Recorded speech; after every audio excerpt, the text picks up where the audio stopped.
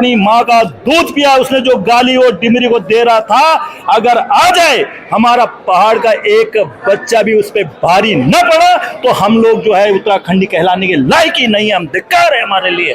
जो भी है गंजा फंजा जो भी है साला उल्लू का पट्टा हो। एम्स ऋषिकेश में है और एक यहाँ से एक नई अपडेट निकल कर आई है जो चौंकाने वाली है। जबरदस्ती यहाँ से जो पत्रकार योगेश डिमरी है उनको यहाँ से डिस्चार्ज किया जा रहा था। उसने एक आरोप ये भी लगाया कि जब हम यहाँ पे पहुंचे तो वो फोन पे बात कर रहे थे और ये बात कह रहे थे कि वो अभी यहाँ पे आ गए, हम डिस्चार्ज नहीं कर सकते हैं। तो एक बहुत बड़ा सवाल है कि आखिर क्या जो माफिया हैं, जो मार पिटाई वाले जो गुंडे हैं, उनके यहाँ भी तंत्र हैं। एक बहुत में हम लोग आए और तो वहाँ पर एक कर्मचारी फोन पे बात कर रहा है और वो फोन पे बात करते हुए कह रहा है कि जो है ये लोग आ गए इसलिए हम डिस्चार्ज नहीं कर पाए।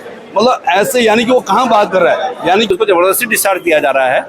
तो सब लोग यहाँ पर आए, सिर्फ पॉलिटिकल प्रेशर है, स्टेट के नेताओं का पॉलिटिकल प्रेशर है, वित्त मंत्री का प्रेशर है, प्रेमचंद अग्रवाल का प्रेशर है। से हमारे विधायक जो यहाँ लोकल विधायक हैं प्रेमचंद अग्रवाल जी एक बार भी कुछ नहीं बोलते हैं, न दारू पे बोलते हैं, न दूसरे टेलीविजन बोलते हैं। और विकास की ऐसी हालत करने के बाद एम्स जैसे बड़े हॉस्पिटल में जहां हम उसके प्रांगण में खड़े हैं वहां उसे कुछ घंटों बाद छुट्टी देने की बात करते और छुट्टी दे दी जाती है। और रही बात तमंचा लगाने की, उसे प्लेट से चम्मच से खाना उठाना भी आता है जो तमंचे की बात कर रहा है। अभी तक साला उल्लू का पट्टा होगा। अगर अपनी माँ का दूध पिया, उसने जो गाली वो डिमरी को दे रहा था, अगर आ जाए हमारा पहाड़ का एक बच्चा भी उस पर भारी न पड़ा तो हम लोग जो है उत्तराखंडी कहलाने के लायक ही नहीं है। हम धिक्कार है हमारे लिए।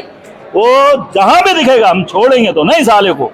उसने जो है योगेश डिमरी पे हमला नहीं करा है, उसने उत्तराखंड की अस्मिता पे हमला करा है। वो जो भी है गंजा फंजा जो भी है साला उल्लू का पट्टा होगा, कहाँ का वो उसकी ऐसी की तैसी हमारा एक बच्चा भी कर देगा। और ये होगा।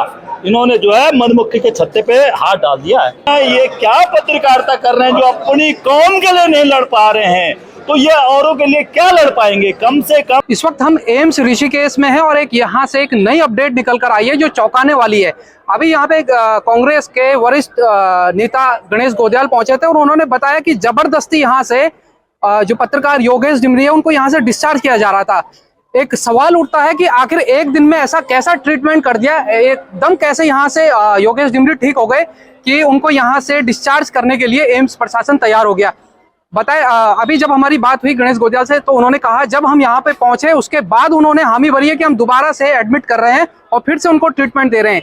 वहीं किसी व्यक्ति ने एक आरोप ये भी लगाया कि जब हम यहाँ पे पहुंचे तो वो फोन पे बात कर रहे थे और ये बात कह रहे थे कि वो अभी यहाँ पे आ गए, हम डिस्चार्ज नहीं कर सकते हैं। तो एक बहुत बड़ा सवाल है कि आखिर क्या जो माफिया हैं, जो मार पिटाई वाले जो गुंडे हैं, उनके यहाँ भी तंत्र हैं। एक बहुत बड़ा सवाल है। फिर से एम्स में हम लोग आए और तो वहाँ पर एक कर्मचारी फोन पे बात कर रहा है और वो फोन पे बात करते हुए कह रहा है कि जो है ये लोग आ गए इसलिए हम डिस्चार्ज नहीं कर पाए। मतलब ऐसे यानी कि वो कहाँ बात कर रहा है, यानी कि उन्हें स्वास्थ्य में सिर्फ स्वास्थ्य पे ध्यान देना चाहिए। वो लोग जो है राजनीति कर रहे हैं, ये बहुत ही दुखद है। और चौथे स्तंभ पे अगर इस तरह की घटनाएं हो रही है तो मैं समझती हूँ बहुत निंदनीय है।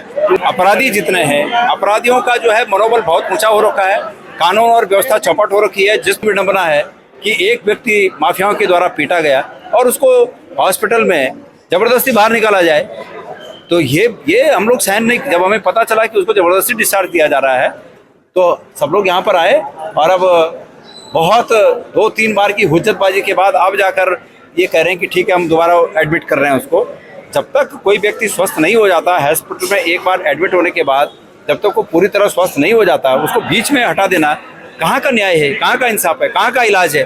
तो इस प्रकार निश्चित रूप में लोग राजनीतिक लोगों के दबाव में, यहाँ की सरकार के दबाव में, यहाँ की सरकार नहीं चाहती कि यहाँ पर ये व्यक्ति एडमिट रहे और ये लोगों को ज़्यादा पता चले कि शराब के माफियाओं ने पुलिस के संरक्षण में और इस सरकार के संरक्षण में इस पत्रकार भाई को पीटने का काम किया। तो इसलिए यहाँ से जबरदस्ती उसको डिस्चार्ज दिया जा रहा है। पॉलिटिकल प्रेशर भी है क्या? निश्चित पॉलिटिकल प्रेशर है, स्टेट के नेताओं का पॉलिटिकल प्रेशर है, वित्त मंत्री का प्रेशर है, प्रेमचंद अग्रवाल का प्रेशर है। प्रेमचंद अग्रवाल जी को तो खुश होना चाहिए था कि उनके विधानसभा क्षेत्र में एक ऐसा व्यक्ति है जो शराब माफियाओं के खिलाफ लड़ रहा है, उल्टा इसको जो है पिटवा रहे हैं। एक शराब माफिया का पूरा तंत्र पे कब्जा हो चुका है, चाहे वो यहाँ के पुलिस विभाग पे हो, चाहे प्रशासन पे हो, चाहे सरकार पे हो। खुले आम दिन दहाड़े जो है पत्रकार ही सुरक्षित नहीं है यहाँ पर।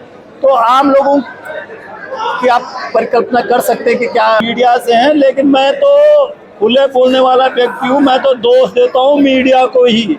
आज के जितने समाचार चैनल हैं, कितने जो है इलेक्ट्रॉनिक मीडिया हो चाहे प्रिंट मीडिया हो, कहीं पर भी इस प्रकरण का कोई संज्ञान नहीं है।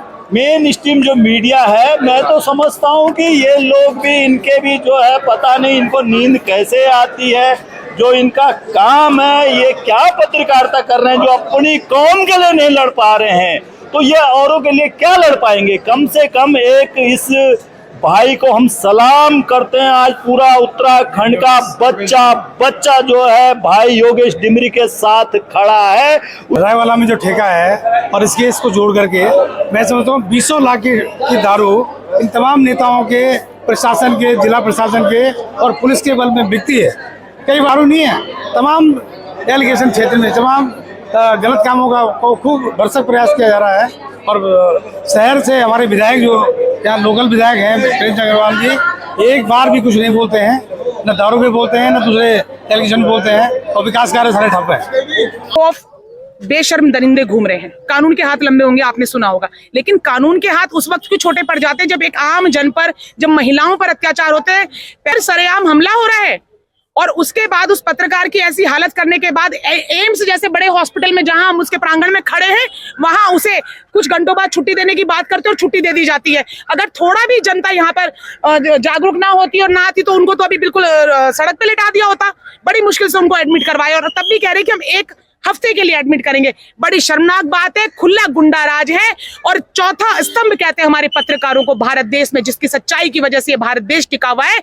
हमारे प्रदेश में और देश में पत्रकारों को जहां एक ओर से सच्चाई दिखाने के लिए उनकी सराहना करनी चाहिए, वहीं दूसरी ओर पत्रकारों को सरेआम मारा जा रहा है। और रही बात तमंचा लगाने की, उसे प्लेट से चम्मच से खाना उठाना भी आता है जो तमंचे की बात कर रहा है। अभी तक गिरफ्तारी क्यों नहीं है? कौन है वो लोग?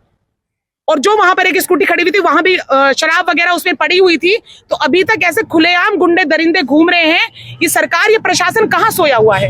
आज एक पत्रकार के साथ हुआ, कोई महिलाएं यहाँ सुरक्षित नहीं है। आज तक हमें लगता है कि हम महिलाएं सुरक्षित नहीं है।